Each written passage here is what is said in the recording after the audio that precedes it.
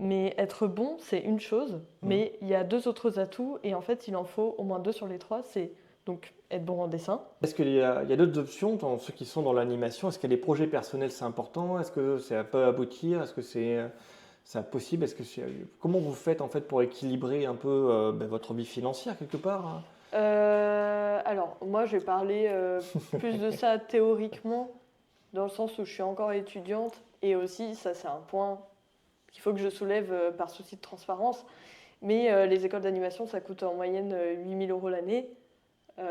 C'est très très cher. Et moi, j'ai la chance d'être née dans une famille avec un bon capital financier et que du coup, j'ai pas à me soucier de genre comment je vais payer mes études et tout.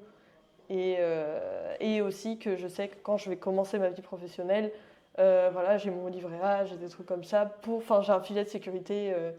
Voilà, donc D'accord. juste par souci de transparence, je préfère le dire parce que je sais que c'est pas le cas de beaucoup de personnes et pour d'autres personnes, c'est beaucoup plus précaire que moi parce que. Ouais.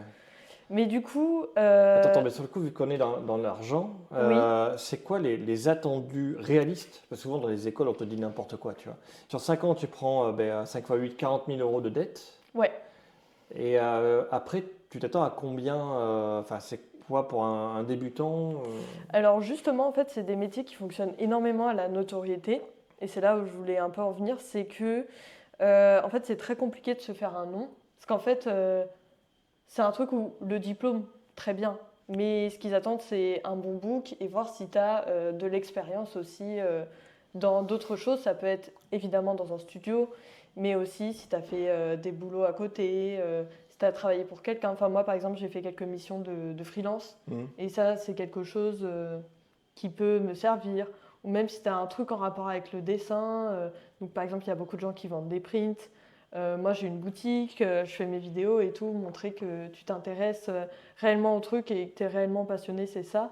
Et aussi le niveau. Et vraiment, ce qui est dur au début, c'est faire à tout le monde coucou, j'existe. Ouais. Et que, on va dire, tu trouves une première personne qui te fasse confiance pour te prendre. Et ensuite, prouver ta valeur et prouver aussi que c'est bien de travailler avec toi. Mais être bon, c'est une chose, Mhm. mais il y a deux autres atouts, et en fait, il en faut au moins deux sur les trois. C'est donc être bon en dessin. Le deuxième, c'est être rapide, parce que Ah il y oui, a bah des oui, oui. cadences. Voilà, si ton dessin il est super beau, mais que tu mets une semaine pour faire un truc, on va pas te prendre, Ouais. parce que tu n'auras jamais fini dans les temps.